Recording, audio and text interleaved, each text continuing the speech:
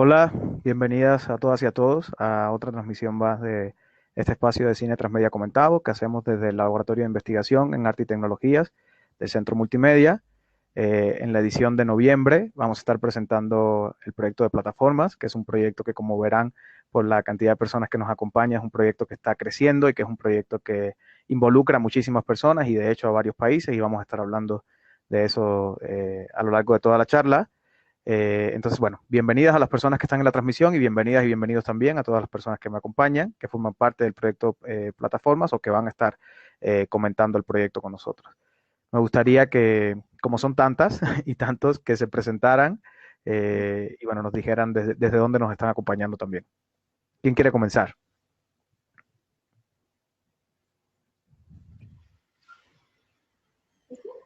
Bueno, hola, buenas tardes. Yo soy Víctor Hugo Ábrego, soy coordinador de Ciencias de la Comunicación en el ITESO aquí en Guadalajara y también trabajo como coordinador ejecutivo en Signalab y coordino junto a la profesora Ariadna Ruiz el proyecto o el capítulo de Plataformas México.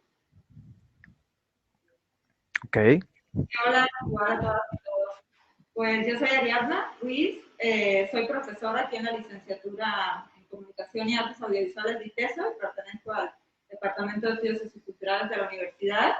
Y bueno, ya decía Víctor, coordinamos entre los dos y con esta equipa de chicas que nos acompañan hoy, el capítulo de Plataformas México.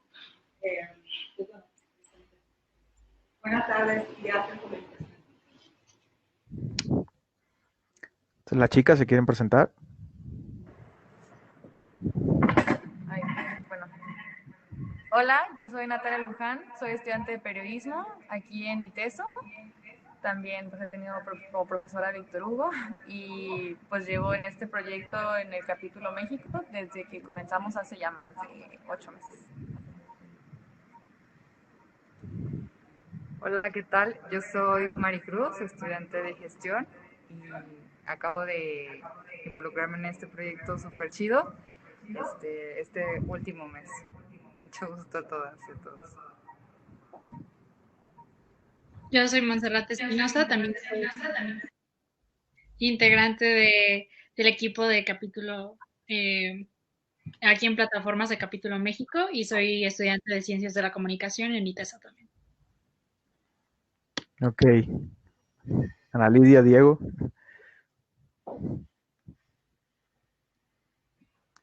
Está silenciada Ana Lidia. Ya, ahora sí. Bueno, yo soy Ana Lidia García, periodista y editora del medio independiente cubano El Toque de Cuba, un medio independiente cubano. Y nosotros estamos haciendo, pues, la parte del capítulo de Cuba en esta serie de plataformas. Hemos publicado investigaciones relacionadas con el tema y aunque la pandemia nos detuvo un poco en cierta medida, pero nos ayudó a seguir investigaciones relacionadas o sea, que van a salir como parte de la serie también, así que bueno, un gusto estar por acá. ¿Qué tal? Buenas tardes, yo soy Diego Zavala, soy profesor investigador en el Tecnológico de Monterrey, también en Guadalajara, y bueno, pues me han invitado un poco a comentar el proyecto y un poco también por mi relación con Víctor y con Ari, y pues encantado de conocerlas y gracias por acompañarnos. Bueno, muchísimas gracias. Ahora justamente vamos a empezar a describir qué cosas, plataformas, por qué tiene todos estos capítulos, uno en Argentina, otro en México, otro en Cuba, que se están gestando, pero me gustaría empezar por el inicio, ¿no? Me gustaría empezar por esa serie documental que se produjo desde Anfibia y que es el origen de plataformas. ¿Qué cosa es plataformas? Ari, Víctor, no sé si nos quieren contar. Pues aquí vamos a tomar un poco el lugar de nuestro colega Tomás Pérez Bisón, que es editor digital en la revista Anfibia en Argentina, ¿no? Que como todos sabemos es una revista que además tiene sede en la Universidad Nacional San Martín en Argentina. Pero bueno, ahorita la agenda estalló en los sures y pues Tomás no nos pudo acompañar.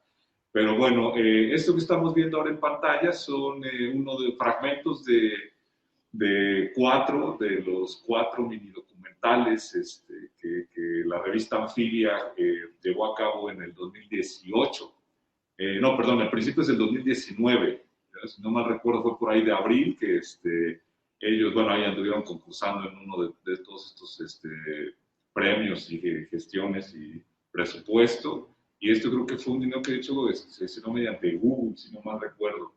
Y bueno, ellos aquí lo que propusieron fue tomar el tema del trabajo en plataformas digitales, específicamente en Argentina, pero desde la mirada de pues de las organizaciones emergentes o de los sindicatos de trabajadores, sobre todo del sector delivery, aunque también se meten un poco ahí con conductores y con gente que trabaja en el Mercado Libre y en Airbnb, con la intención de ver cuáles eran las formas de organización colectiva de trabajadores y trabajadoras de plataforma, cuáles eran las maneras en que se estaban organizando para boicotear de alguna manera las empresas, cuáles eran las opresiones laborales que el propio modelo de negocio de este tipo de empresas estaba, pues digamos, de manera implícita utilizando para venderse hacia afuera, como es con este modelo de trabajo de medio tiempo, de libertad total, de ser socio, de no tener un contrato y que eso les brindara un margen de autonomía mucho mayor a los trabajadores y trabajadoras, pero que en los hechos,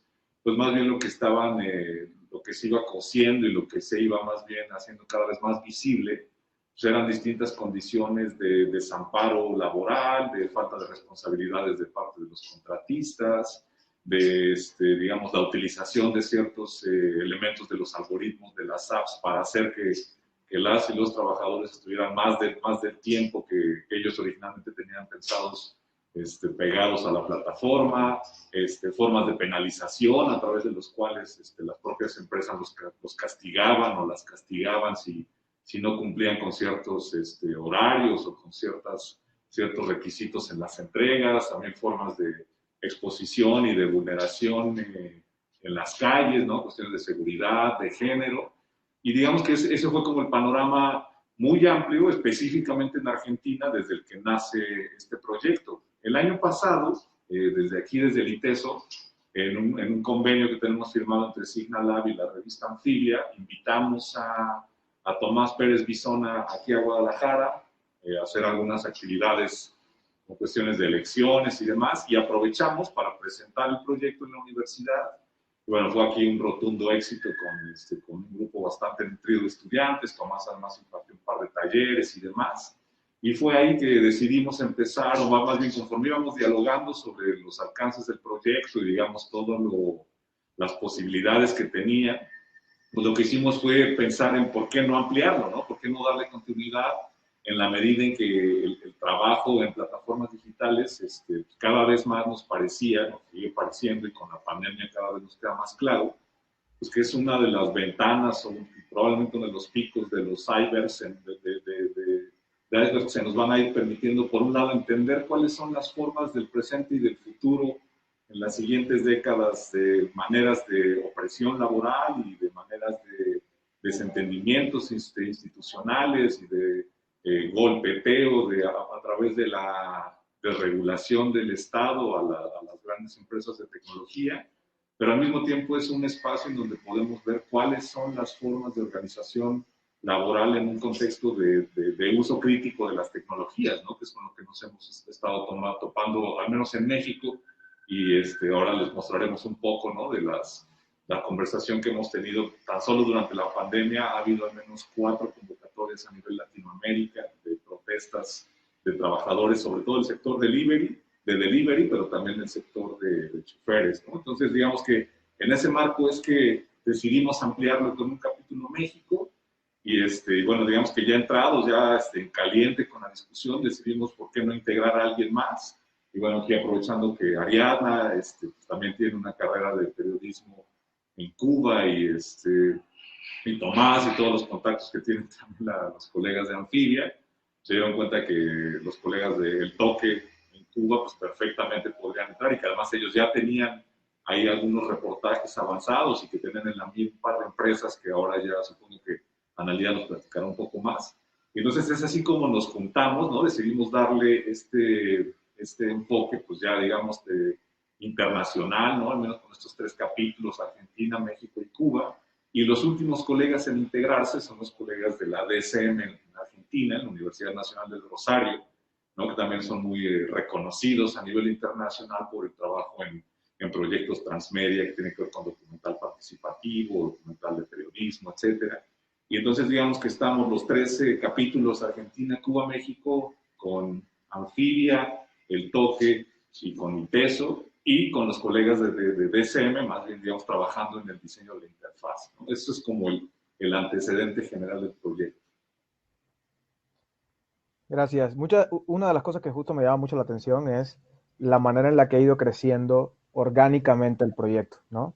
O sea, que no, en un principio no se planteó como un proyecto que tuviese presencia en 3 países, por lo menos, con 3 realidades, además, que aunque sí hay cosas que son comunes, son realidades muy distintas, ¿no? Digo, la realidad cubana obviamente tiene sus particularidades en el tema de la conexión a Internet y todo lo que ya sabemos, la realidad mexicana también, y bueno, la realidad argentina. Son en realidad 3 países muy, muy distintos, y me gustaría que habláramos un poco de eso más adelante, pero me gustaría, Diego, que tengo entendido que ya conocías el proyecto desde el año pasado, justamente cuando vinieron a Guadalajara, hicieron la presentación, y que nos comentaras un poco de esta serie, o sea, de las cosas que te parecen justo más interesantes o no, de la manera en la que ahora está pensando el proyecto también su expansión.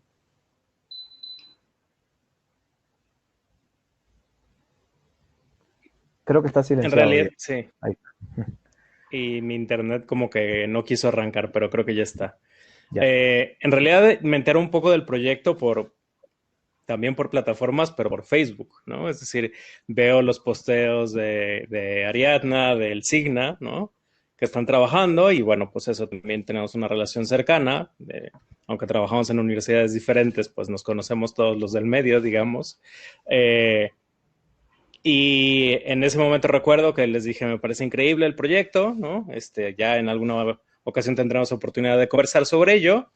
Y luego la pandemia se nos cruzó, ¿no? Y entonces, bueno, esta es en realidad la primera oportunidad que tengo de interactuar con el proyecto. Obviamente revisé el proyecto y me parece muy interesante. Creo que es importante, por lo menos al nivel anecdótico, mencionar que nace de una aplicación que hace Revista Anfibia a uno de estos fondos que Facebook está haciendo para el nuevo periodismo, ¿no? Es decir, también proviene de alguna manera este intento por hacer una perspectiva crítica desde las propias plataformas, ¿no? Incluso, digamos, la capacitación proviene de este proyecto en una primera etapa y luego, bueno, lo que entiendo es que Anfibia lo desarrolla por su cuenta y lo expande y luego va creciendo, ¿no? Creo que Víctor quiere decir algo al respecto. No, perdón, estaba con el control. Bueno, y entonces, la otra cosa que creo que es interesantísimo es que, justo como decías, Pedro, no nace como un observatorio del trabajo, no es un laboratorio constituido, establecido, sino que nace también de un fenómeno que estamos viendo cada vez más, y yo creo que en la pandemia incluso se aceleró, que es el trabajo de investigación sobre coyuntura, ¿no? Ya llevamos tiempo, digamos, en las áreas de comunicación ya no atados a ¿no? A este dogma que Humberto Eco nos decía de una tesis de investigación tiene que ser de un fenómeno terminado, sino que ahora la comunicación ha volteado hacia el momento presente, ¿no? Y no solo presente, sino con una velocidad de reacción que requiere, pues digamos, solventar problemas más que establecer institucionalmente un proyecto de laboratorio, ¿no?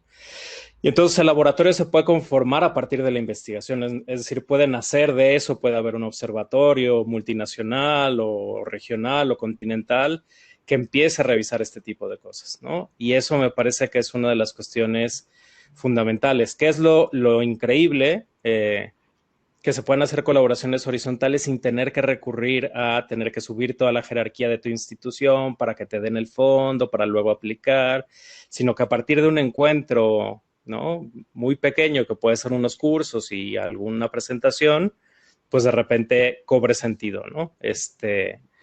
Por supuesto, la otra cosa que es importante, digamos, para enmarcar, y con esto terminaría este primer comentario, tiene que ver con que de salida ya el proyecto plantea que estamos como en la segunda generación de la problemática de la plataforma digital, ¿no?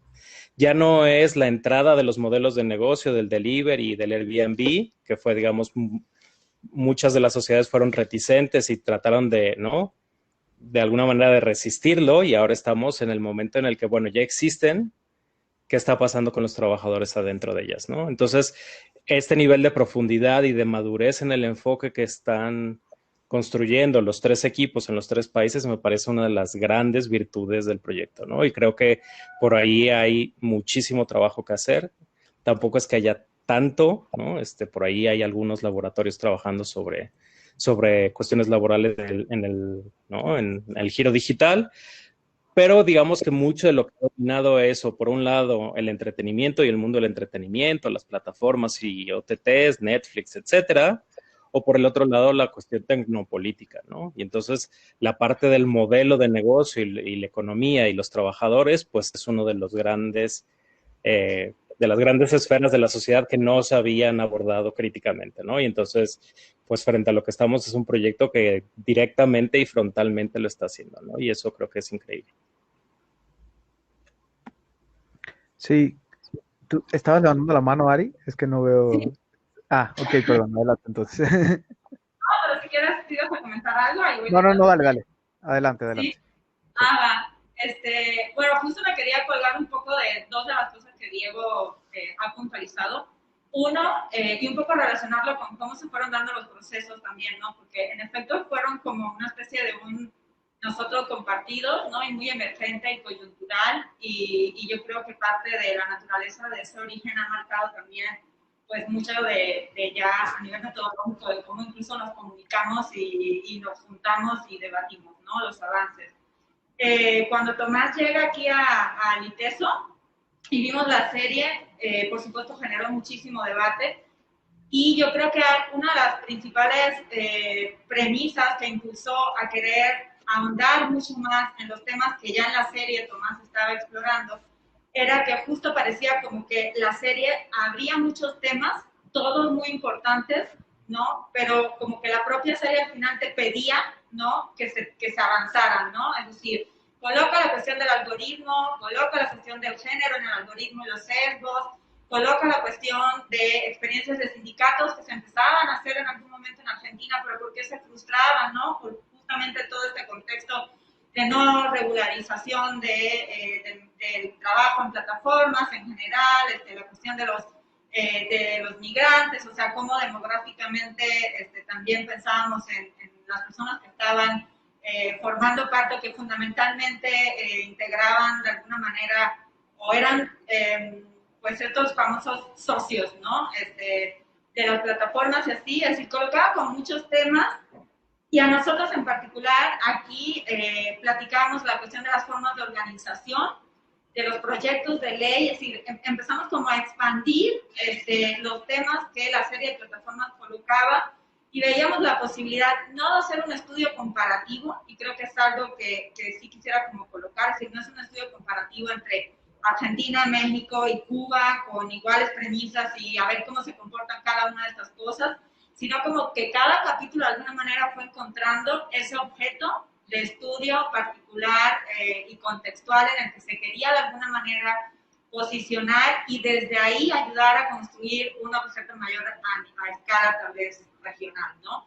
Es por ello que los capítulos de Argentina, que Tomás pues también le ha seguido, ¿no? No solamente termina con la miniserie, pues abordan como este marco general.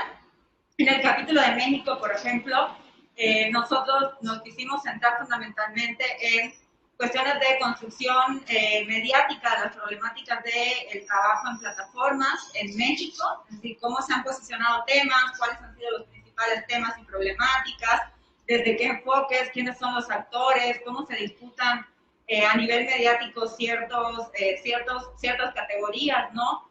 Y un poco al inicio por ahí andábamos, ¿no? Decíamos, esto es lo que queremos trabajar, y queremos trabajar, otro de nuestras grandes preguntas tenía que ver con, obviamente, la cuestión del Estado y las empresas, es decir, estos actores, cómo se construían, ¿no?, en este entorno laboral, quiénes eran, cómo se autorrepresentaban, etcétera.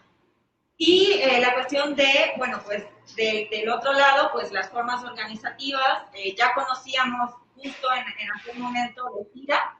CIRA es uno de los sindicatos que primero se empezó a organizar en la Ciudad de México, que incluso en su momento empezaron a desarrollar una especie de proyecto que querían llevar también a legislar, ¿no? Ahí estábamos en el capítulo de México cuando llega la pandemia, ¿no?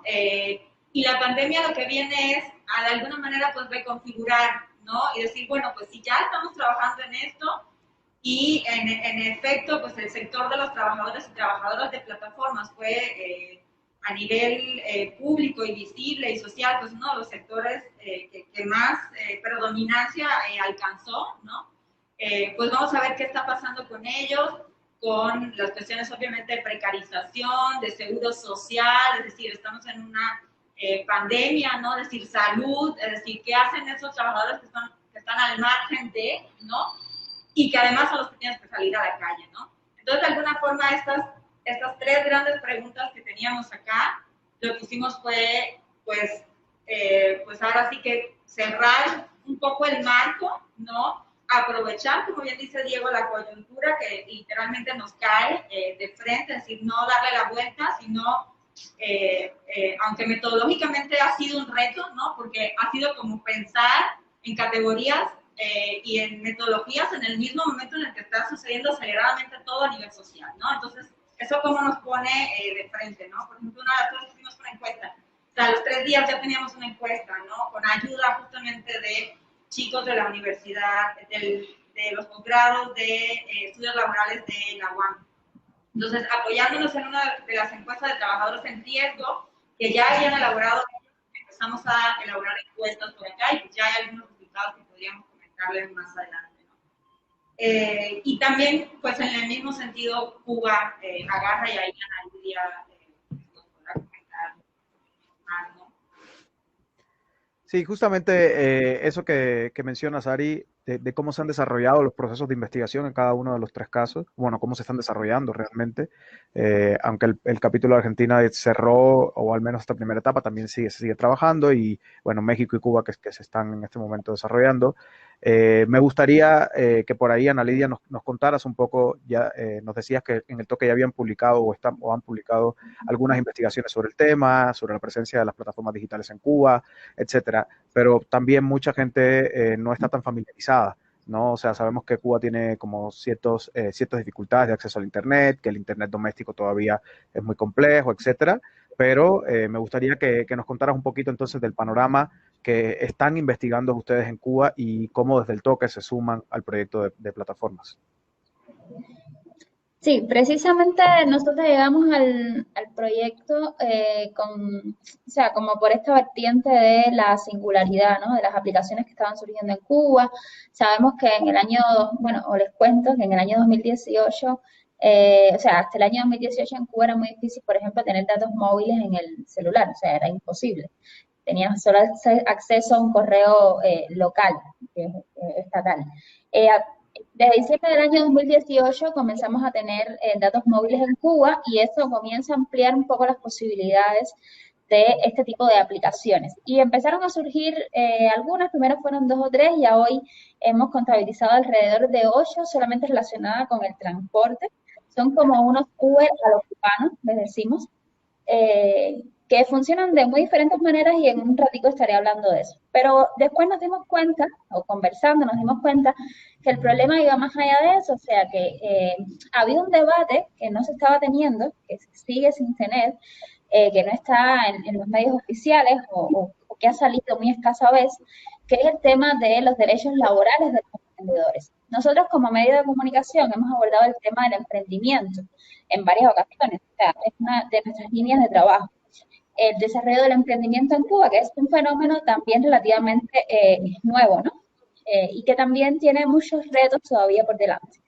Y aquí viene otra parte interesante del contexto, y es que en Cuba, si bien es uno de los países que ha logrado mayores derechos laborales, como el tema de la empresa privada, del emprendimiento en sentido general, es muy nuevo, o sea, prácticamente digamos que se expandió a partir del año 2010, aunque ya existían algunas empresas pequeñas, o sea, ni tan siquiera son pequeñas empresas privadas, son personas que tienen una licencia para ejercer el trabajo privado.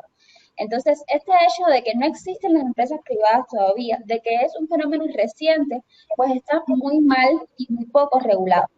Por ejemplo, en el Código del Trabajo de Cuba hay muy pequeñas partes dedicadas al trabajo privado. Y eso hace que los trabajadores privados tengan muy pocos derechos. Se ha visto, por ejemplo, con el tema de la pandemia en Cuba, y eso es uno de los temas que avanzamos con el tema de la pandemia, como es un aspecto del que no se habla. Muchos de los negocios tuvieron que cerrar momentáneamente por el asunto precisamente de la COVID-19, y estos trabajadores, los que pudieron seguir ganando dinero era porque sus dueños, con ahorros que tenían, les siguieron pagando. Pero de primera, todas estas aplicaciones, en un primer momento, las de transporte, las de envío a domicilio, que todavía son muy incipientes, es así, quedaron totalmente cerradas, sin trabajo por el momento.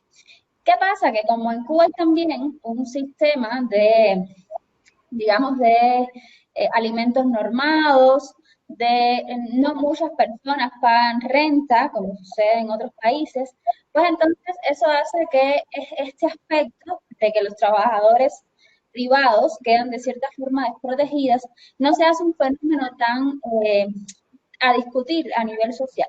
Pero es un problema, es algo que está pasando, y nosotros pensamos y creemos, hemos publicado investigaciones relacionadas con eso, que es algo a lo que tenemos que atender. En específico con el tema de las aplicaciones, es algo también muy incipiente, como decía, por el tema del Internet, que apenas a finales del 2018 fue que comenzó a expandirse, y hoy aproximadamente 4 millones de cubanos, de 11 millones que somos, tiene acceso a través de su teléfono celular a Internet, todavía caro, o sea, es costoso, con una infraestructura todavía muy débil. Entonces eso nos indica que estas plataformas todavía están en un nivel muy incipiente. Con la pandemia se desarrollaron en algún sentido las relacionadas con el delivery, pero hasta el momento lo que en las investigaciones que nosotros hemos hecho, las que más han avanzado son las relacionadas con el transporte, ¿no? Estos Uber a lo cubano. Como característica general, tienen que no existe una licencia, o sea, un autorizo para ejercer como aplicación de este tipo. Entonces, lo que hemos visto es que las diferentes aplicaciones que existen, lo que hacen es una conjugación de licencias, una cosa un poco rara, pero bastante común en este contexto de la empresa privada muy incipiente en Cuba.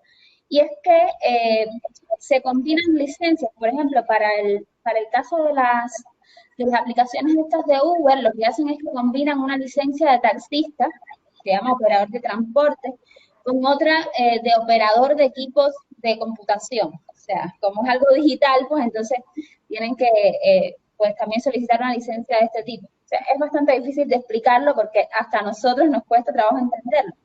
Entonces, nos parece interesante reflejar entonces, otro detalle, por ejemplo, es que no existe todavía una ley de protección de los datos de los consumidores y de los clientes. O sea, que los datos que tú pones en esas aplicaciones o a los cuales tú das acceso en esas aplicaciones no están protegidos. Además de eso, no existe un desarrollo o un desarrollo muy incipiente del comercio electrónico, lo que hace que los medios de pago sean en efectivo o a las cuentas bancarias de los propios choferes o dueños de restaurante en el caso de las aplicaciones de delivery.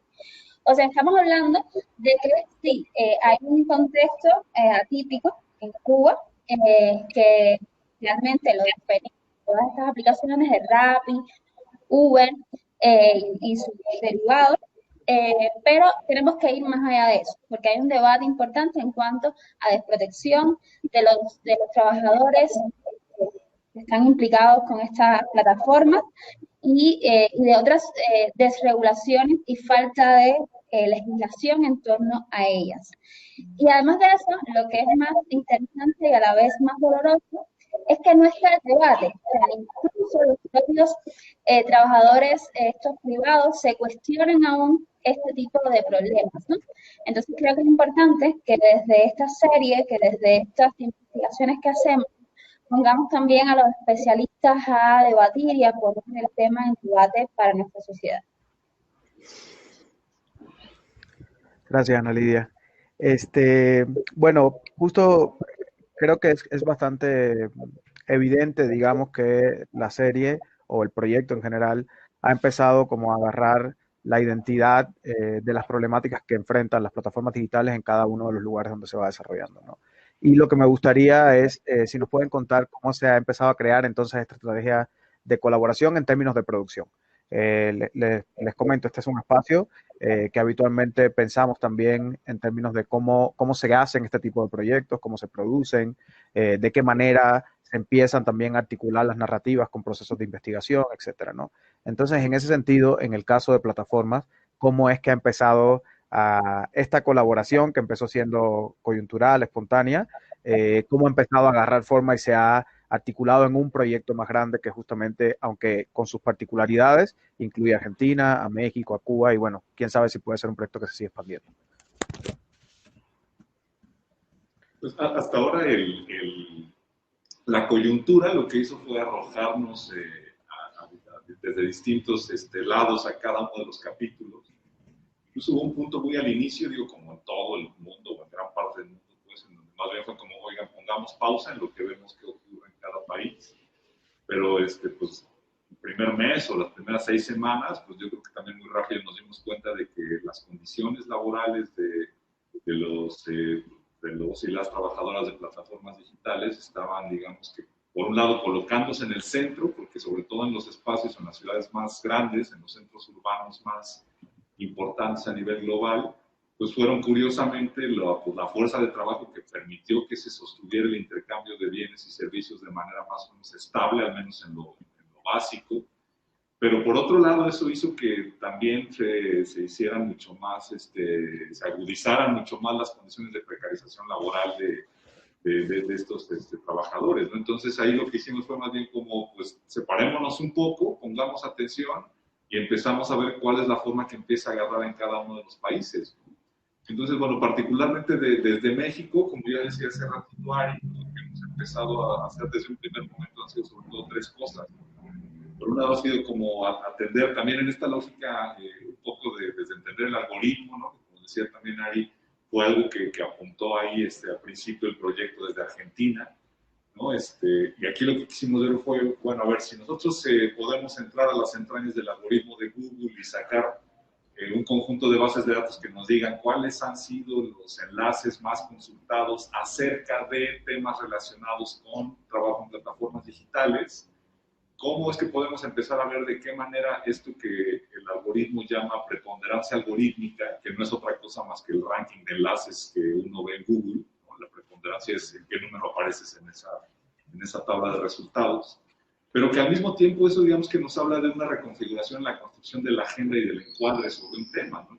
Son temas en comunicación son, pues, digamos, clásicos, y que ahora con las redes digitales o con el uso de Internet en general, pues a donde nos arrojan es saber cómo es que el algoritmo, si bien tiene cierto papel, pues digamos, por supuesto, de intentar predecir y de intentar controlar ciertos rumbos y de orientar los consumos informativos, también cada vez más la preponderancia algorítmica es una especie de tensión entre lo que buscan los usuarios, entre los desvíos que logran hacer de las búsquedas, y entre lo que los propios algoritmos empiezan a poner como más preponderante, a veces por campañas, a veces por cuestiones coyunturales del calendario, a veces porque las empresas están pagando alguna especie de eso, ¿no? De campaña. Por otro lado, lo que empezamos a ver también cada vez más con cierta frecuencia fue cómo es que la utilización de las redes sociales para, digamos, hacer visibles las condiciones. En México, digamos que también haciendo eco de lo que ya había pasado en Argentina con los antecedentes que estábamos colegas de Anfibia, empezó a hacerse también cada vez más visible, sobre todo un par de colectivos en Ciudad de México, ¿no? Sobre todo los de Ni un repartidor menos, pues digamos que lo que empezamos a hacer fue como a seguirles un poco la pista, han publicado desplegados en distintos medios nacionales, los han entrevistado para podcasts internacionales o han participado en foros en otros países, tanto de Latinoamérica como anglosajones.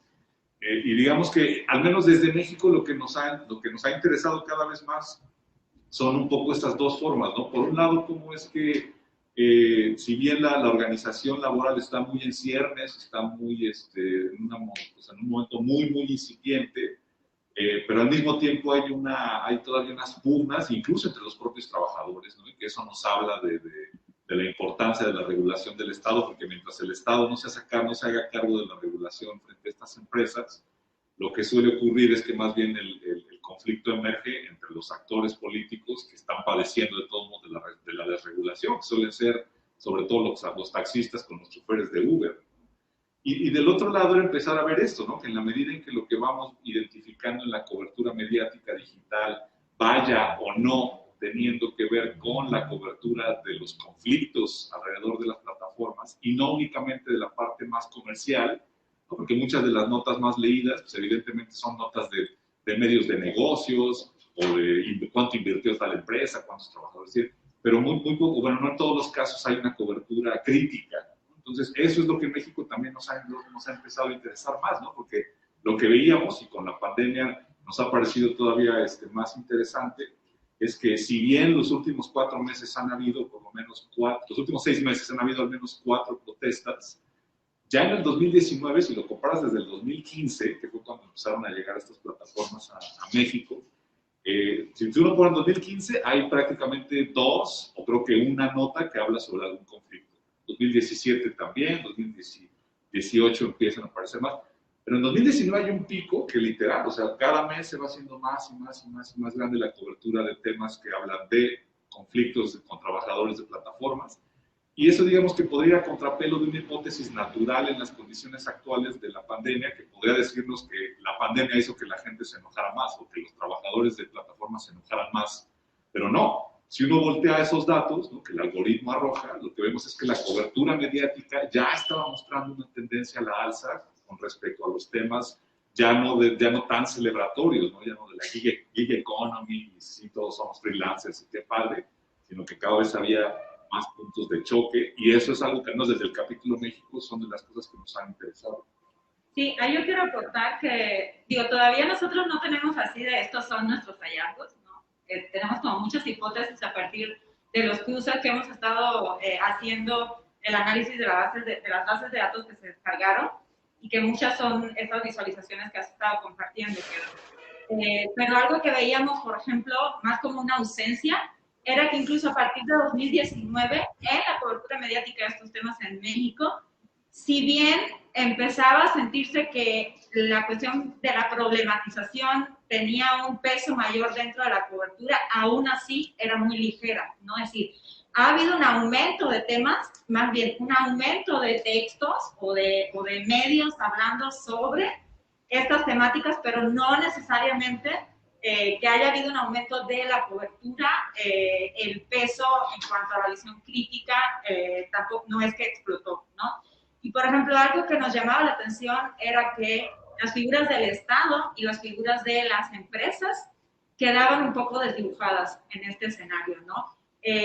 Casi siempre en los textos se llevaba a la disputa o a la tensión entre las formas de trabajo más tradicionales y lo que se estaba suponiendo de transformación con la llegada de estas, en términos de prácticas laborales de este trabajo a través de plataformas. Por ejemplo, algo que saltaba muchísimo era que esta famosa tensión entre los taxistas y los conductores de Uber, ¿no? Entonces parecería que el problema, ¿no?, estaba en cómo se ponían de acuerdo entre ellos o las tensiones entre estos dos modelos, estas dos prácticas, pero no tocaban ni a la cuestión del Estado y la urgencia que hay de regular el trabajo, de llevar proyectos de ley, de legislar, ¿no?, porque están por fuera en términos de derechos, también en términos de precarización, etcétera, cosas que ya hemos hablado.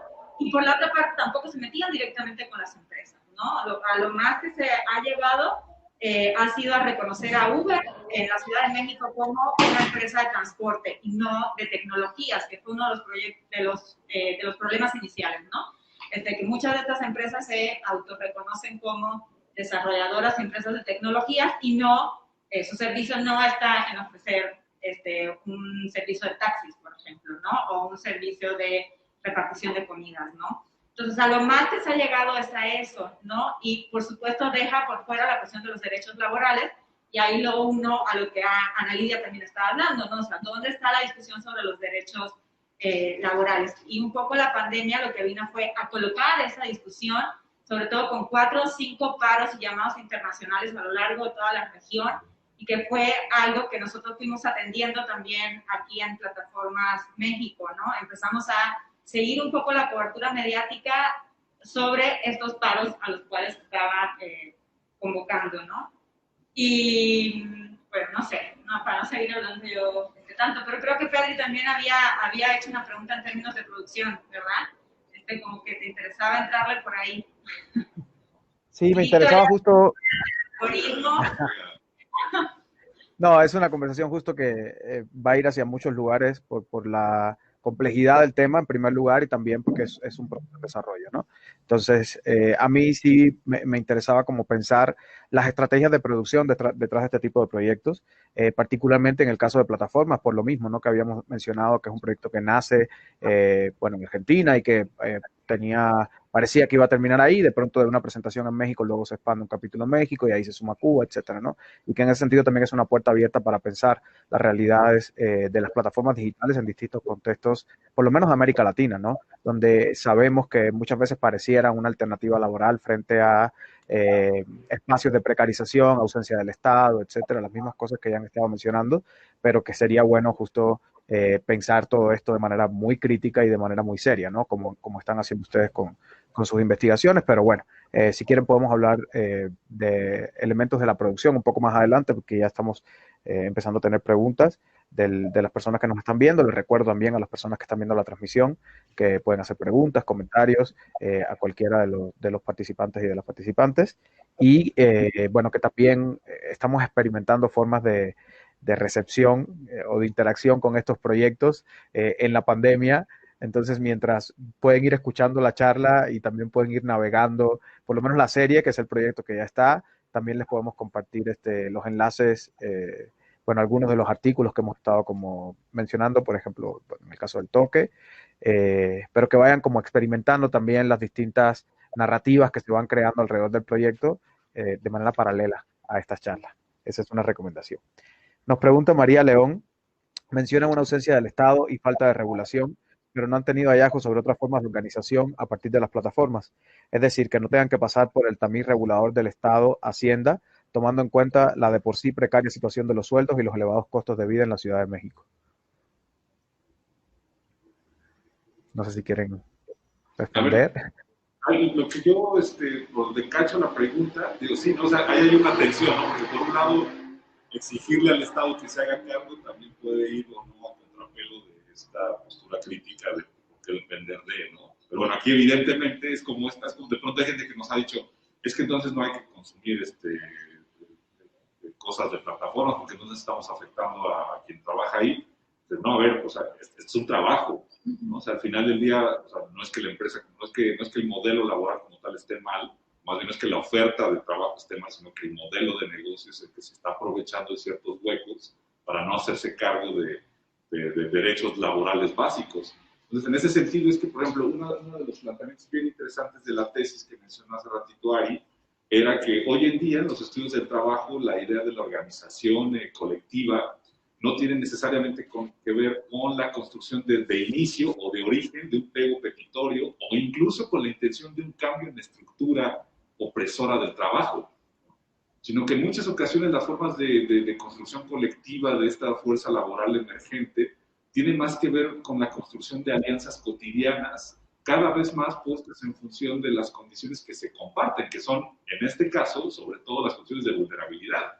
Por ejemplo, colectivos, tanto en DF como en otras ciudades, o en Ciudad de México, o en otras ciudades en Latinoamérica, al menos en los foros que hemos estado ahí atendiendo, escuchando, han dicho con cierta recurrencia que digamos que lo que los llevó a unirse era estar en contacto en caso de que alguien le tuviera un accidente, ¿no? Tener los contactos de los familiares de los trabajadores por si a alguien le pasaba algo. Ponerse en contacto por si alguien necesitaba ayuda, ¿no? De arreglar algo de la motocicleta o de la bici, o tener refacciones entre varios, o por ejemplo las mujeres que decían, oye, ¿alguien conoce a alguien con quien pueda dejar a mis hijos mientras estoy trabajando en esto? ¿No? O sea, más bien las condiciones de organización laboral en muchas ocasiones nacen como un germen de algo más que puede devenir en sindicato, que puede devenir en un enfrentamiento directo hacia la empresa, pero que eso no necesariamente está puesto como forma de organización micropolítica, podríamos llamarle, ¿no? Lo que está es más bien resolver cosas del día a día. Yo quiero complementar ahí. Por ejemplo, algo que veíamos también nosotros es que, digamos, con Uber, cuando se logra decir que Uber entra y se reconoce como empresa de servicios de transporte, era hasta ahí. Dejaba por fuera a los trabajadores, es decir, quienes trabajaban para Uber no eran reconocidos como trabajadores hasta el día de hoy, ¿no? Entonces, cuando hablamos de derechos, cuando hablamos de cómo pensar la figura del Estado y la figura de las empresas, no estamos hablando, en efecto, de que el Estado absorba o de que el Estado centralice o de que el Estado ahora lleve este tipo de trabajos, ¿no? Informales, sino de pensar, ahora sí que estructuralmente, y de hacer una lectura crítica, incluso las leyes laborales que existen y sobre las que se rige el trabajo en general hoy, cómo están quedando por fuera todo ese trabajo informal, ¿no? En términos de derechos, es decir, hasta dónde llegaría, ¿no? También con límites, la presencia del Estado, porque una de nuestras hipótesis, ahí sí generales, ¿no? Era que justo esas empresas, Uber y demás, se pueden colocar con este discurso neoliberal de, bueno, ahora tú solo eres tu propio jefe, tú pues ahora vas a tener esta ganancia, en parte porque hay un hueco, ¿no? Hay un vacío desde la propia ley que permite justamente esto por un modelo neoliberal, ¿no? Económico. Entonces, era como más o menos pensar en esa tensión más que en pedirle al Estado que absorba el data. Por ejemplo, en la encuesta que nosotros empezamos a hacer, hicimos un corte metodológico a los 100, a las...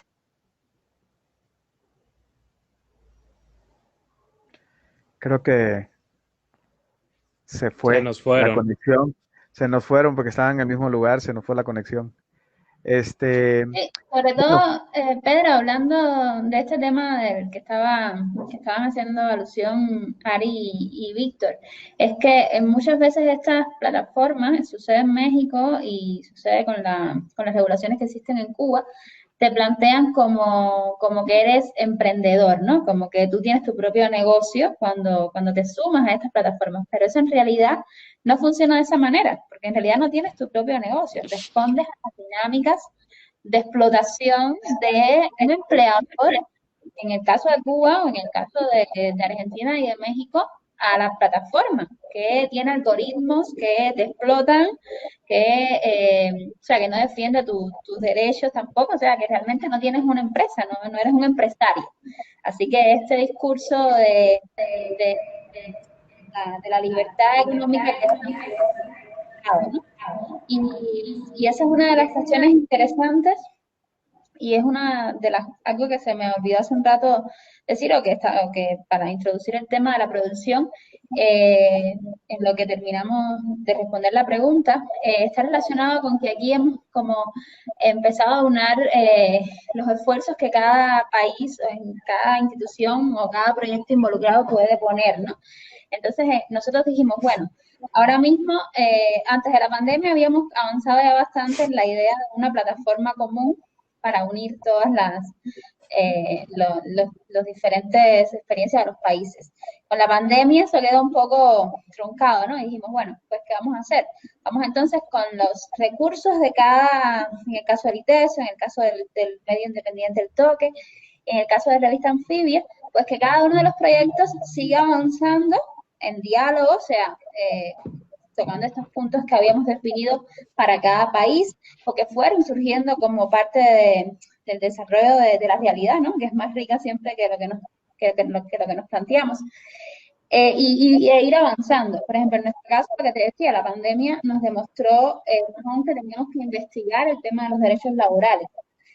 Porque una de las cosas que pasó fue que el Estado garantizó salarios a los trabajadores estatales, pero obvió por completo a los trabajadores privados, pero además de eso, es el tema de que no está regulado que los empleadores de empresas privadas, que como dije no están reconocidas así, tengan que pagarle a sus trabajadores. Entonces hay una desregulación ahí y dijimos, bueno, vamos a poner el foco en esto y con nuestros recursos publicamos en nuestros medios los videos o los textos que hagamos. En el caso del ITESO, pues bueno, la misma dinámica, y Ariadna y Víctor podrán explicar mejor, con sus recursos, pues igual involucraron estudiantes, se involucraron a los alumnos de posgrado, a los alumnos en sentido general, para seguir desarrollando pues recursos que estuvieran relacionados en diferentes medios con este tema. Y eso es lo que hemos ido haciendo, básicamente en términos de producción.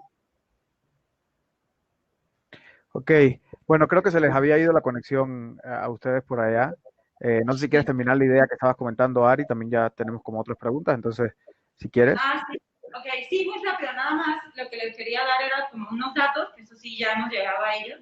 Por ejemplo, en ese corte de encuestas y relacionándolo un poco, veíamos que creo que hicimos un corte como a las 80 respuestas y de esas 80 respuestas, como el 75% de las respuestas eran de trabajadores o trabajadores en general de plataformas cuya principal entrada económica de dinero era trabajar en aplicaciones, ¿no? Entonces estamos hablando de un porcentaje alto, es decir, la gran mayoría de las personas que trabajan para eso, pues ese sí es su sustento principal. Otro de los hallazgos fue que el 93, 94%, bien altísimo, declaraban que no tenían ningún tipo de seguro social, ninguno, ¿no? Otro por ciento también muy alto declaraba, por ejemplo, que cuando inició la pandemia, ese por ciento, no creo que era el 52, 53%, había decidido entrar en cuarentena. Recuerdan la histeria, la paranoia, todo el mundo se quiso recluir. Y nosotros preguntamos, por ejemplo, si había habido algún tipo de represalias o así. Y un por ciento muy alto declaró que sí. Por ejemplo, los bajaban de categorías o les quitaban, digamos, ¿cómo se llama? Pues, el rango, es decir, un por ciento muy pequeño sí obtuvo despidos y así. Pero es decir, sí, digamos, no hay un marco legal que los proteja, que los y las proteja en ese sentido. Pero cuando hablamos de derechos laborales y de regulación, en realidad es como hacia ahí, ¿no? Es decir, incluso pensando en el alcance de las leyes. Por ejemplo, Natalia, otra de las líneas que estamos investigando es las leyes o los proyectos que se han empezado a manejar en México y también otros proyectos en América Latina y en el mundo que tenemos ahora mismo como referencia, hasta dónde llegan. Es decir, nada más buscan regulación para trabajadores de su plataforma, son regulaciones locales, muchas, las que se han logrado son locales, nada más en contextos, ¿no? En estados específicos, no a niveles nacionales. Entonces, buscaríamos algo así, por ejemplo, para México, ¿no? Es más como preguntas abiertas a discutir un poco hacia dónde estamos, pues, caminando nosotros, ¿no? Oye, tenemos otra pregunta, igual de María León, dice que ¿por qué la solución para el sostenimiento cotidiano de la vida no es político? Quizás la experiencia de los intercambios entre los trabajadores de las plataformas podría ayudar a replantear la propia noción de trabajo, y lo pone entre comillas trabajo, y poner atención a otros modos de organización y modos de lo económico. Creo que justo por ahí va también la pregunta anterior, ¿no? O sea, si no han ido encontrando, tanto en el caso de México como en el caso de Cuba, estas otras experiencias alrededor de otra noción también de organización, de otra noción de plataforma incluso, y que permite también repensar la noción de trabajo, ¿no? Nada más agregaría, o sea, que por supuesto que es político, más bien aquí tendría que ver con la noción que entendemos por política, ¿no? O sea, que algo que nos ha quedado claro es que, y no solamente aquí, sino incluso en movimientos sociales que cada vez lo que hacen es intervenir la cotidianidad, es entender que estas formas que se hacen cargo de la condición más vulnerable del día a día pueden ser, o más bien, lo que sí son, si no es siempre una, digamos, no se convierten en un brazo completamente racional y que van y lanzan desplegado o identifican de manera clara, digamos, a los opresores o demás. Lo que sí hay es siempre un germen de formas políticas que pueden hacerse cada vez más complejas. Pero creo que, o sea, por supuesto que no es restarle densidad, no es restarle potencia política a la resolución del día a día, sino entender que eso está en una capa y que eso puede devenir otras cosas. Sí, de hecho también en la encuesta, es que justamente algo que buscábamos con la encuesta era pensar en esta crisis, cómo se estaban organizando, y en este caso organizando es desde cuidándose, o sea, cómo gestionan su día a día, ¿no? Y ahí sí que llevamos lo político también incluso a cómo se disputa la subjetividad cotidiana, ¿no? Que es al final lo que se está librando pues a la hora de la verdad, ¿no? Y muy pocos hablaban de sindicatos o de pertenencias a ningún sindicato, ¿no? Es decir, sus formas de organización son desde grupos de WhatsApp, donde se están coordinando ya sea una mochila de Rappi que quién la vende, ¿no? Hasta cosas más trascendentales como dónde vamos a organizar el paro simbólico, ¿no? Entonces, de hecho, los principales canales de comunicación que salieron fueron grupos de Facebook y de WhatsApp, ¿no? Y como formas de organización salieron fundamentalmente ese nosotros y nosotras coyuntural, ¿no? Es decir, se convocaban fundamentalmente cuando había paros o cuando tenían que organizar un plantón o cuando ahí se juntan, ¿no? O ahí, es decir, la coyuntura o la emergencia o matan a un repartidor y eso estalla y los juntan, ¿no? Y entonces ahí es que se empiezan a whatsappear, crean los grupos y después pues, se tienen que ir a su recorrido, ¿no? Pero no hay como tal esta figura tradicional del sindicato, ni asambleas, ni siquiera se lo están proponiendo, ¿no? Hasta el día de hoy. Y lo que nos interesaba explorar más, pues, más bien es cómo se está dando, ¿no? Más que intentar forzar o llegar a ninguna otra propuesta de organización, ¿no? Pues eso. Ana Lidia, en el caso cubano, que sabemos, bueno, que es mucho más incipiente todo el terreno por las razones que ya comentabas antes, ¿han encontrado ustedes también, como parte de las investigaciones que han hecho, alguna especie de organización entre los trabajadores de estas plataformas o incluso entre quienes producen estas plataformas? Porque también es muy singular, o sea, la mayoría de las plataformas que operan en Cuba son plataformas, o muchas de ellas son plataformas que solo operan en Cuba, ¿no? Entonces, que son, digamos, made in Cuba y que están hechas, pensadas en las condiciones específicas del mercado cubano, ¿no? Entonces, no sé si han encontrado ustedes también allá alguna forma de asociación, algunas maneras de relación entre las personas que forman parte de este ecosistema o no, o todavía es muy pronto para pensar en eso en Cuba. No están ocurriendo este tipo de organizaciones en Cuba. De hecho, no ocurre con las plataformas ni ocurre con otros sectores dentro del sector privado, o sea, con otras ramas. Estoy dándome un poco de feedback. Sí, no, parece que es algo de tu conexión, pero te escuchas. Bueno. Sí, es muy pronto para hablar de eso y recordemos que también, o les cuento que en Cuba también las formas de organizaciones sindicales son también de alguna manera controladas por el Estado, entonces como que hablar ahora mismo de organización sindical de trabajadores privados todavía no está en el panorama. Y es algo que ese tema de la organización sindical es algo que se ha comenzado a debatir en algunos sectores dentro del sector privado, pero todavía es muy incipiente y menos en este tipo de plataformas. Bueno, a mí me gustaría, Diego, al inicio cuando estabas comentando un poco sobre algunas de las cosas que te parecían relevantes de este proyecto, mencionabas la manera en la que se ha ido articulando, no como un observatorio, no como un lugar central con líneas específicas de trabajo, sino desde la emergencia, ¿no? Que es un término además que se ha estado reiterando una y otra vez, desde la emergencia de cada uno de los contextos. O sea, en términos del desarrollo de este tipo de proyectos, creo que eso también es bastante singular, ¿no? Porque muchas veces pensamos los proyectos interactivos, transmedia, web, etcétera, con una organización que comienza desde el inicio y una planificación en la que por lo menos tenemos el 80% del proyecto planificado. O sea, no sé tú qué consideras al respecto y cómo ves esto, sobre todo también por el tema que toca, ¿no? Sí, por supuesto. Además, pensar que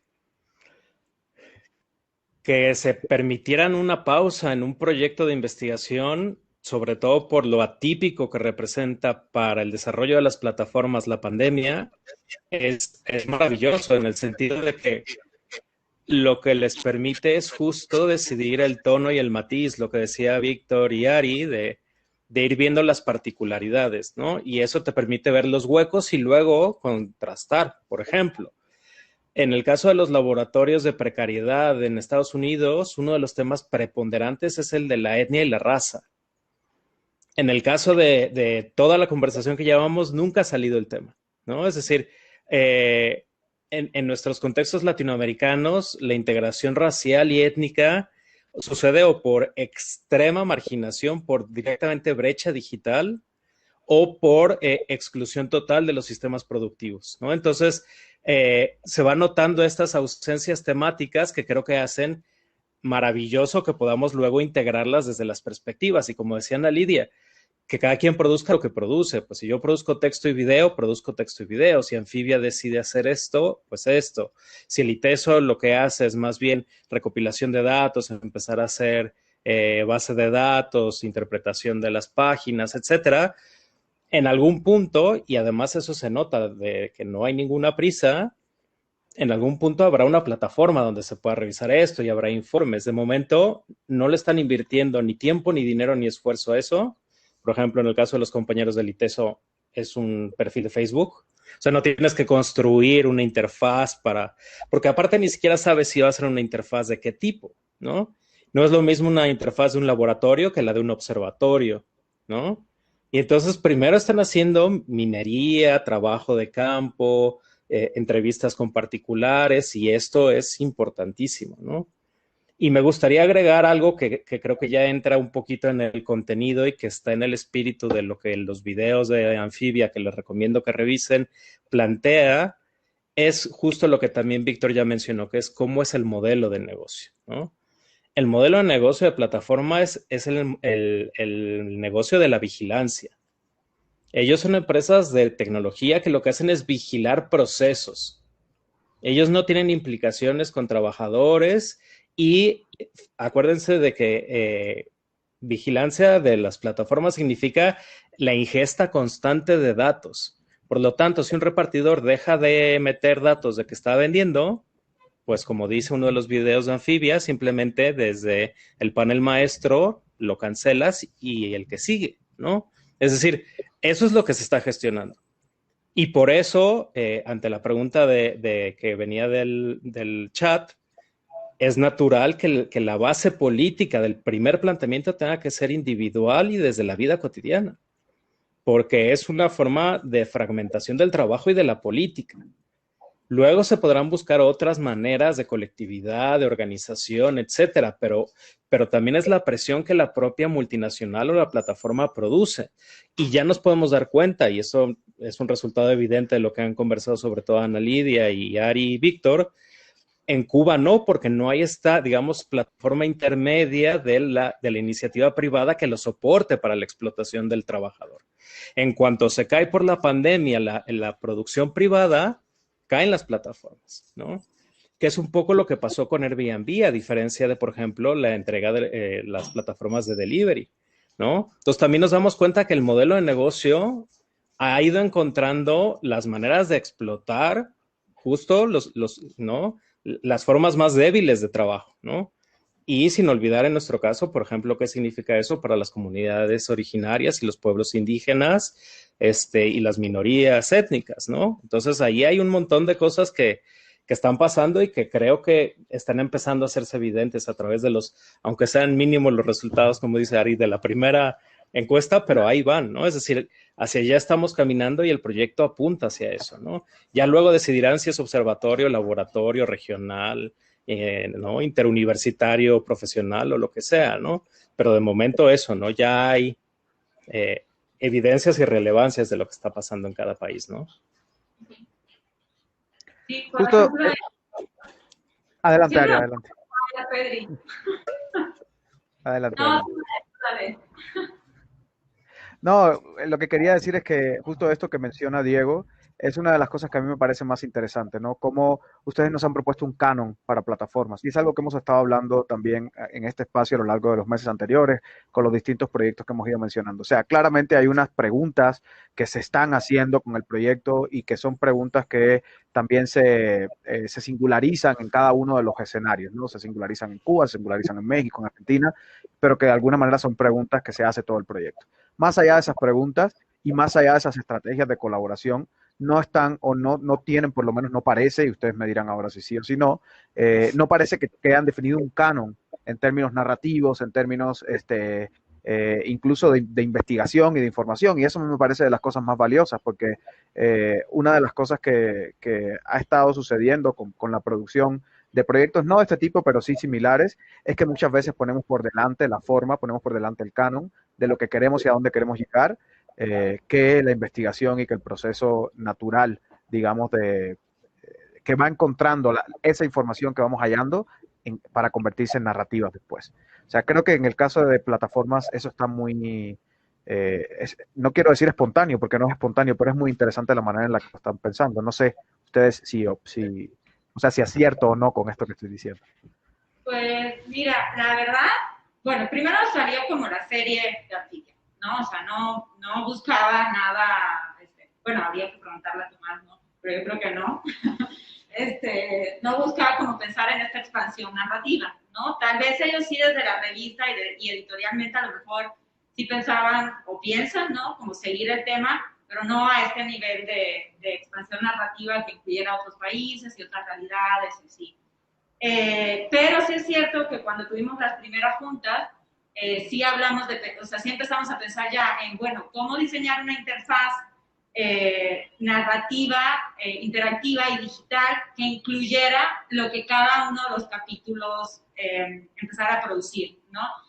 Cuando vimos esto nos dimos cuenta que ninguno de los tres estaba como en condiciones en ese momento de empezar a pensar en diseño, en navegabilidad, en la experiencia, en la participación, en cómo integrar los contenidos. Y pues todos teníamos un contacto común de muy buena referencia, todos de alguna manera habíamos trabajado por uno u otro lado con ellos, y son los chicos y chicas de la DSM, de la Dirección de Comunicación Multimedial, con Fernando Irigaray, Anaí Lobato, Patricio y el resto del equipo de la DSM de la Universidad Nacional del Rosario. Entonces los llamamos, ellos están integrados, ellos forman parte del proyecto. De hecho, ya antes de la pandemia, justo ellos acaban de presentarnos una primera propuesta visual que tal cual es como si estuvieras en un celular, las aplicaciones, y al grupo ahí vas a estar entrando a aplicaciones que te va a llevar a los capítulos, ¿no? Ahí nos quedamos, o sea, llegó la pandemia, esas eran como propuestas muy generales de cómo podríamos integrar los contenidos. Y bueno, ellos son los encargados de crear justamente esta interfaz narrativa que va a incluir todo, ¿no? Llegó la pandemia, nos fuimos a trabajar, cada uno con la pandemia reconfiguró esa parte como en stand-by. Estamos viendo qué contenidos cada uno de nosotros va a terminar generando y en efecto creo que en función de los contenidos que cada uno de los capítulos logre producir, ya sean notas multimedias, investigaciones, visualizaciones. Por ejemplo, nosotros aquí en el capítulo de México, ahora mismo vamos a empezar en enero a trabajar en un mapeo con los datos que recogió la encuesta. Y de hecho hoy vamos a empezar a trabajar en cruces de lo que las bases de datos que tenemos ofrecieron y a partir de esos cruces pensar justamente en lo que se está librando en términos de tensión en la subjetividad cotidiana de estos trabajadores y trabajadoras. Y lo que queremos es hacer una especie de mapa de testimonios sonoros, ¿no? Con testimonios de trabajadoras y trabajadoras y que tenga una expansión colaborativa y que tenga un alcance en ese sentido. Entonces, estamos como cada uno de nosotros maniobrando a partir de la información, de la recogida de datos, cómo transformamos eso en qué tipo de contenidos narrativos que sean potables, que lleguen, qué quisiéramos comunicar y ya entonces los chicos de la DSM verán en función de todos los contenidos que cada uno de los capítulos generó, pues cómo integra eso en algo que le estamos llamando documental interactivo, así de general, o no sé si va a tener una expansión transmedia, pues ya un poco, porque tenemos redes, pero pues más o menos es como la idea. Entonces, sí se habla un poco de que en realidad fuera un un documental mezclando investigación y todo esto, y que fuera interactivo con esta interfaz, pero ahora mismo yo siento que más adelante vamos a terminar, Pedro, debatiendo y reconfigurando, ¿no? A ver bien cómo va a ser la narrativa. Ok. Oye, en el caso de ustedes en el ITESO, justo aquí nos acompañan algunas de las chicas, de las estudiantes que han sumado al proyecto. Y ya Ana Lidia nos contaba cómo el toque ha estado desarrollando las cosas que ha estado haciendo como parte del proyecto, pero me gustaría que ustedes nos contaran justo también para que las chicas nos cuenten, ¿no? Su experiencia como parte del proyecto y lo que han estado haciendo y la manera justo, cómo pensar esta producción también desde un espacio universitario, que me parece muy interesante.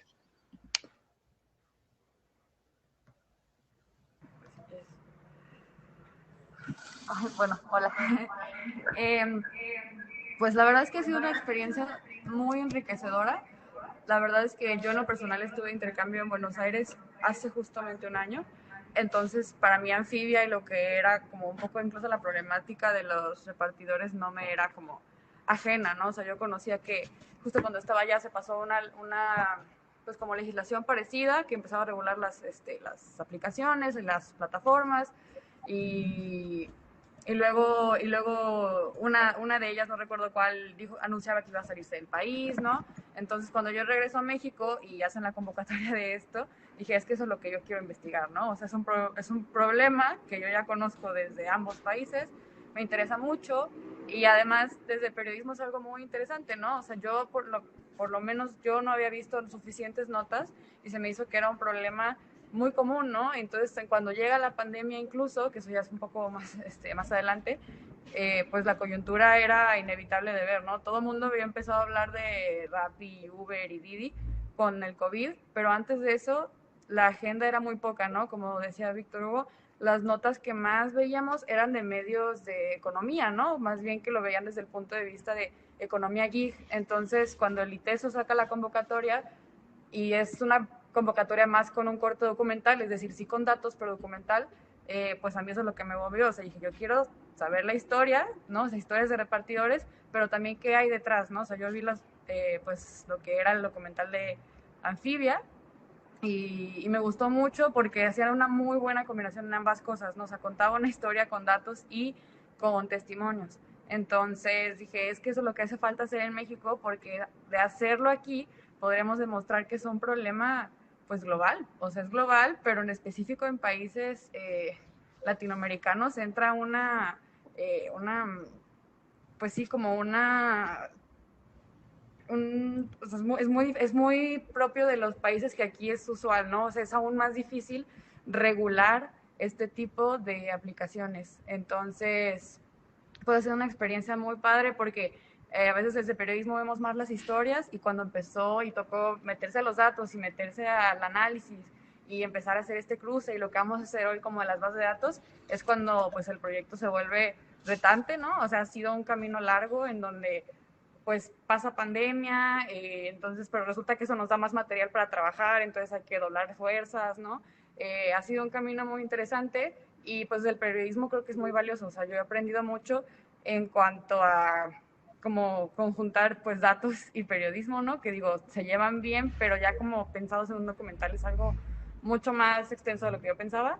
Y pues he aprendido mucho, ¿no? O sea, creo que algo que me queda claro es que el periodismo es capaz de insertarse en cualquier tema, pero en específico en que son, incluso ya hablamos de temas como de economía geek y tenemos que explicarle eso a un lector ¿no? O sea, en una nota o en un reportaje y ser muy concretos, es hacer una capacidad de síntesis muy grande. Y es finalmente lograr contar por qué es tan importante que existan unas regulaciones, ¿no? Finalmente los que están poniendo ahorita el cuerpo y están poniendo el trabajo en la pandemia son los repartidores que no han dejado de salir y por eso me hace que el proyecto se vuelve más relevante que nunca. O sea, tenemos que empezar a hablar del privilegio que tenemos los que pedimos a través de una app, pero del otro lado, ¿qué está pasando, no? O sea, por lo menos que cada vez que pidamos entendamos y hagamos conciencia de, bueno, detrás de esto hay mucha precarización, ¿no? O sea, al hacer clic yo consigo lo que quiero y por detrás es una persona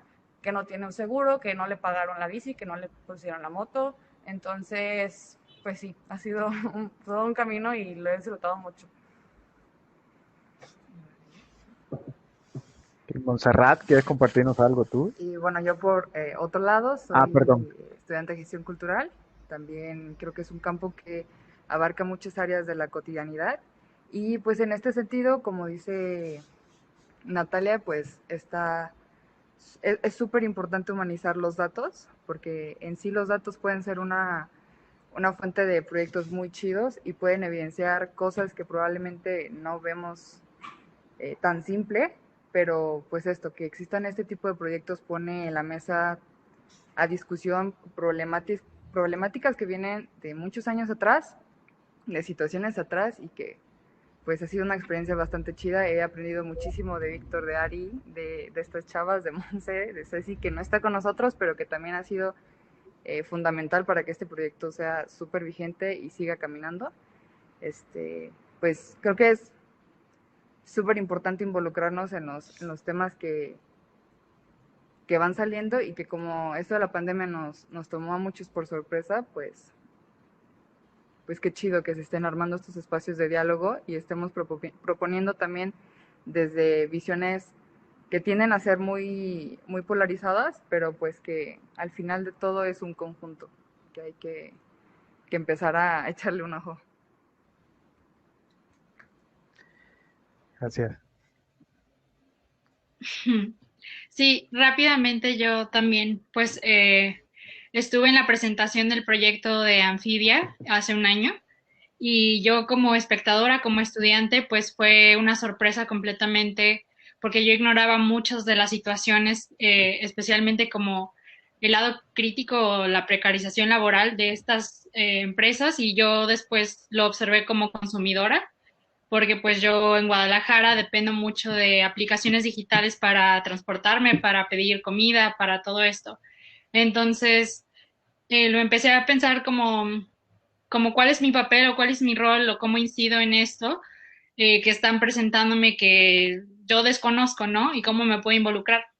Y cuando surge la convocatoria, pues obviamente me interesó muchísimo involucrarme desde mi carrera y poder aportar como algún tipo de análisis a esto. Y en el proyecto ya aquí, obviamente también como mis compañeras, he aprendido mucho de todos, y me encanta como que combina, que es tan transversal, ¿no? Que combina muchísimo y narrativa y datos y e investigación, pero no solo se queda en la academia, ¿no? Y yo creo que es un proyecto que tiene mucho corazón y que tiene mucha empatía, y todos los involucrados están como viendo no solo datos, ¿no? Y como dijo Maricruz, como humanizar estos datos y darle como un sentido a todo lo que estamos haciendo y realmente poder incidir pues en la realidad, ¿no? En lo que estamos viendo, porque es preocupante lo que hemos estado viendo y es muy desafortunado pensar que la pandemia ha mostrado realmente las fallas sistemáticas que pues solo, o sea, como dije, solo realzan, ¿no? Pero pues nosotros podemos decirlo muy tranquilo aquí, pero los que realmente están viviendo estas condiciones son los repartidores, y pues estamos también aquí para apoyar en eso. Oye, justo una de las cosas que mencionan ahora las chicas es, y que es evidente en el proyecto, es esta relación entre diferentes campos profesionales, ¿no? Claramente hay una investigación ahí de datos, hay mucha minería, bueno, desde fuera pareciera que es un proyecto que también se sostiene sobre minería de datos, pero también obviamente hay una cuestión narrativa que es central, que es fundamental. Estamos hablando de piezas documentales o de mini documentales. Obviamente también entra entonces como el mundo de la producción audiovisual, particularmente el documental, las narrativas web, etcétera, ¿no? O sea, ¿cómo también están pensando el proyecto en ese sentido? O sea, de manera, es O sea, es un propósito del proyecto, esta integración de distintos campos disciplinares y no solo de distintas realidades, y también hacia dónde los está llevando eso, ¿no? Sí, si quieres, yo puedo. Sí, sí lo fue desde que nos sumamos aquí. De hecho, el departamento está integrado por varias licenciaturas. Y tiene una licenciatura en periodismo, en audiovisuales, en comunicación, en gestión cultural y en publicidad. Y nosotros fácilmente pudimos haber dicho, bueno, pues vamos a lanzar una convocatoria a las estudiantes de comunicación.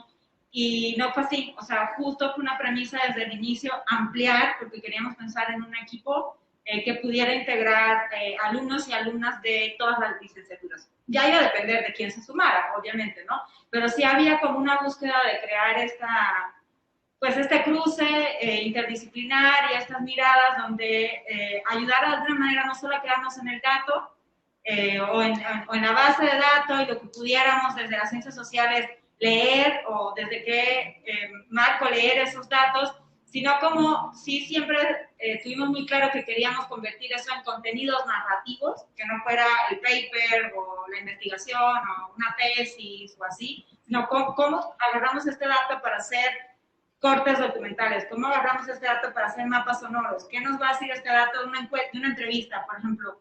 Ahora que queremos hacer estos cortes documentales sonoros a partir de enero del año que viene, vamos a partir del dato, ¿no? O sea, todavía no hemos elaborado las preguntas porque queremos que las preguntas estén sustentadas en lo que los datos nos están diciendo y hacia dónde en este terreno la subjetividad y la cotidianidad nos lleva, ¿no? Entonces, por supuesto, no vamos a preguntar qué crees del Estado, ¿no? Sino, pues, encontrar eso en el día a día de ellos y ver cómo encaminar las preguntas hacia ahí. Entonces, toda esta parte entre las humanidades, lo social, lo narrativo, el audiovisual, el dato, el algoritmo, está todo el tiempo y la verdad es que los debates se hacen muy, muy ricos porque están todos sobre la mesa, ¿no? Y sí estuvo desde el inicio, Pedri, en ese sentido yo creo que nos ha llevado pues justo a eso, ¿no? Como a trascender y pensar en la investigación como una base para poder ser contada de otras maneras y para llegar a diferentes públicos, ¿no? Como el propósito. Y en el caso de Cuba, Ana Lidia, digo, te vemos a ti, sabemos que está el toque detrás, ¿no? del capítulo de Cuba, pero ¿quiénes están participando o cómo están pensando en este momento, por lo menos ahorita, lo que sigue, o sea, la producción del capítulo de Cuba? Nosotros tenemos un equipo de reporteros que son los que han estado trabajando estos temas y los siguen trabajando, y tenemos un equipo de audiovisuales con el que pensamos pues hacer algún material también. Eso no lo hemos concretado, no se ha podido concretar el tema del audiovisual, pero bueno, sí pensamos seguir involucrando a nuestros reporteros, a nuestros fotógrafos en este asunto de la producción de los materiales que vayamos a ir publicando, siempre con la idea esta de que mientras más multimedia sea mejor. Además es algo que está en nuestra dinámica, o sea, no es algo que vamos a hacer específicamente para esta serie, sino que es algo que está en nuestra dinámica de trabajo, entonces nos permite acoplarnos muy bien también. Ok. Bueno, para ir cerrando un poco, ¿cómo imaginan en medio? Es muy difícil imaginar, o parecería que es muy difícil imaginar en medio de la pandemia, cómo sigue un proyecto, qué viene para el proyecto, pero creo que justamente la pandemia les ha dado muchísimo para pensar el proyecto, y por eso me gustaría preguntarles qué sigue, o sea, qué viene, qué va a pasar el próximo año, cómo tienen pensado ya una ruta de trabajo más aterrizada, más específica, a partir de los resultados que han ido obteniendo en uno y otro lado. Pues en México la intención es ahorita, justo vamos a terminar este encuentro y vamos a trabajar con las bases de datos. Estamos ya cerrando el corpus de datos con el que vamos a trabajar, que es un semáforo de condiciones legislativas a nivel internacional, la integración de las bases de datos de protestas, la integración de las bases de datos del algoritmo de Google. Y entonces lo que queremos es empezar, como decía hace ratito Ari, empezar a generar cruces que nos arrojen a hallazgos, que nos ayuden a construir categorías o núcleos analíticos, que el próximo año podamos empezar a hacer como descripciones muy, muy generales, que nos arrojen más que que también lo hemos planteado y discutido mucho, ¿no? No es una tesis, es algo que tiene que ir a parar a un repositorio interactivo, a hacer visible un problema, ¿no? A contribuir a una discusión que no solamente se quede en la academia. Y en esa medida, pues ahí lo que queremos hacer es después ya empezar, ya teniendo esos hallazgos sistematizados y esos ejes identificados y construidos, entonces ahora sí pensar en lo que decía ahorita Ari, ¿no? Pensar en la parte narrativa, en cómo densificar biográficamente estos elementos que pueden ser unas ruedas estructurales, ¿no? Numéricos, cómo empezar ya a contar historias con eso. ¿Tienen pensado justo dentro de esa dinámica o esa construcción, esta idea de involucrar a la comunidad que se vaya nucleando alrededor del proyecto? Sí, justo. Fue algo también que hablábamos al inicio, es decir, ahora como estábamos sobre todo en descargas, desgloses, análisis, cruces, pues nada más tuvimos el tiempo de lanzar la encuesta, pero lo que queremos en este mapa de testimonios es que pueda ser colaborativo y que sirva como una herramienta para conectar también, ¿no? O sea, pensando en cómo nosotros desde la academia nos sumamos como actores, no solo a la discusión o no solo con los textos, sino para generar estos espacios de convivencia donde qué puedo aportar yo y pues qué pueden aportar los y las trabajadoras y qué pueden aportar pues también desde el espacio público, ¿no? Entonces, de alguna manera lo que estamos pensando es en cuál va a ser ese espacio que le podemos llamar plataforma o como lo diseñemos, pero donde vamos a ir a convivir y a discutir y a generar contenidos desde ahí, buscando siempre que pueda ser colaborativo y que de alguna manera genere un cierto empoderamiento, ¿no? A través de la plataforma que se pueda construir. Entonces, sí es una premisa narrativa que haya espacios de participación o que los posibiliten, ¿no? A través de la plataforma. Y pues también creo que algo muy importante y que planteamos desde el inicio, pues fue, y creo que fue un acierto, fue justamente esta parte de crear, por ejemplo, la plataforma de Facebook, ¿no? O sea, el Facebook de Plataformas CMX, que ya lo habíamos mencionado, porque finalmente poco o mucho eso ha ido creando comunidad, ¿no? O sea, desde que uno lo comparte aquí y dice, oigan amigos, estoy trabajando en esto, ya hay o sea, el tema ya sale del círculo de quienes estamos investigando, ¿no? O sea, empieza a hacer presencia, quieran que no, como en la conversación, en tenerlo como en la mente de, mira, este tema está por ahí, la verdad ni lo había escuchado. Entonces, algo que yo creo que estaría muy bueno es que, como dice Ari, independientemente de cómo imaginemos esa plataforma, este puente en redes sociales ya existe, ¿no? O sea, ya existe tanto para compartir los resultados que obtengamos, como incluso la pensamos en un principio, pues para que los mismos repartidores pudieran ver algo a dónde llegar, ¿no? O sea, que si lanzábamos una encuesta no la lanzáramos nada más, o sea, que vieran que esto finalmente tiene un trasfondo, viene de una revista. Entonces creo que también una posibilidad y que es yo creo que algo que aquí todos imaginamos en el equipo, pues es justamente eso, o sea, que sea un proyecto que cuando cuaje se pueda compartir a través de las redes y que se conozca más, ¿no? Que más personas entiendan la problemática y que no solo se echen el clavado al tema México, sino a Anfibia Argentina, ¿no? A Cuba, o sea, que se entienda pues la internacionalidad del tema, pues. Entonces creo que también ese sería como un objetivo que yo creo que se puede alcanzar si los resultados pues hablan por sí solos, que pues están buenísimos, la verdad. ¿Ustedes, Ana Lidia, en Cuba tienen ya como algún esquema de lo que sigue o todavía? No, a nosotros nos interesa mucho seguir trabajando el tema de los derechos laborales. Como te decía, ahora mismo es algo que no está en la agenda y que nos interesa, digamos que está en la base de nuestro trabajo. O sea, no solo hablar de temas que no estén en la agenda de los medios estatales, sino también de temas que sean necesarios, y nos parece que la pandemia una vez más demostró que era necesario hablar de eso y que es necesario también hablar de regulación de datos, de protección de datos personales, que es necesario también hablar de regulación en términos de ganancias, de porcientos, porque también una de las cosas que no conversé ahorita, pero sucede en este tipo de aplicaciones en Cuba, es que digamos que sucede de manera muy regular o es muy variado el tipo de inserción de estos trabajadores en estas plataformas, incluso para que veamos que, bueno, esto sí es algo singular. hay una de las plataformas que se creó que se llama Super, con S, que los programadores que la crearon no ganan, o sea, no tienen ganancias ellos. O sea, no es como Google que se queda con un porcentaje altísimo sino que simplemente ellos crearon una plataforma para que los taxistas, los Uber, por decirlo de alguna manera, se beneficiaran. Y bueno, eso uno lo ve y dice, bueno, es algo altruista, ¿no? Porque en fin de cuentas, pero a la larga te das cuenta también que es que no hay un modelo de negocio sostenible.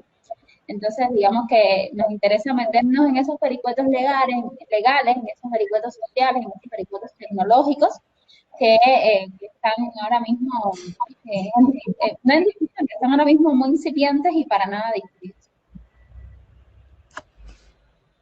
Bueno, muchas gracias. Diego, no sé si quieras comentar algo más antes de que cerremos. Bueno, pues que la gran ventaja que tenemos es que el proyecto está en marcha, ¿no? Es decir, no estamos presentando o comentando algo que esté ya cerrado, sino que está vivo y que será interesante también ver si en algún momento la pandemia nos lo permite, cómo será ahora en normalidad, ¿no? Es decir, cómo se verán las afectaciones, ¿no? Airbnb prácticamente pues un 85% de su ocupación, ¿no? Mientras que por el otro lado Uber y deliveries pues han crecido exponencialmente, ¿no? Entonces, este pico pandémico también da la oportunidad de revisar cosas que creo que, sin que nos pongamos así en plan solemne, pero que puedan arrojar datos que son interesantes para la historia, ¿no? Es decir, para pensar no solo este momento, sino en el futuro, sobre cómo hemos no solo enfrentado una pandemia, sino también la cuestión de los retos laborales y de la precariedad tecnológico-digital que estamos creando, ¿no? Entonces, pues eso, solo invitarlos a que sigan la plataforma, ¿no? Que sigan viendo cómo evoluciona y, por supuesto, ya escucharon, es un espacio abierto. Si quieren y están interesados, pues que contacten a la gente y que se puedan integrar o colaborar o participar, ¿no? Gracias a ustedes por la invitación. Sí, yo quiero decir Sí, adelante, Ari. Bueno, es medio, como que no tiene que ver, pero sí, digo, bueno, pues que yo estoy en el capítulo México y la verdad es que la estoy pasando súper bien, pero tengo mi corazón en el capítulo Cuba. Tengo como una pata en un lado y la otra en el otro, pues tenía que dejar mi declaración, mi statement. Yo no estoy en ningún capítulo, pero mi corazón también está en Cuba. Ok. Vale. Les agradezco muchísimo a todas y a todos por haber estado con nosotros conversando esta tarde, a las personas que estuvieron siguiendo la transmisión, que nos estuvieron haciendo preguntas o comentarios. Y bueno, también les recomiendo a las personas que nos están viendo que sigan el espacio. Vamos a tener la última presentación del año el 10 de diciembre. Ahí también vamos a estar presentando un proyecto que está en proceso y es sobre el COVID, sobre la pandemia. Y nada, que sigan también todas las actividades del Laboratorio de Investigación en Arte y Tecnologías del Centro Multimedia, y por acá nos estaremos viendo seguramente en otros encuentros. Muchísimas gracias a todas y a todos. Gracias, Lidia, Diego, gracias. A ustedes. Bye.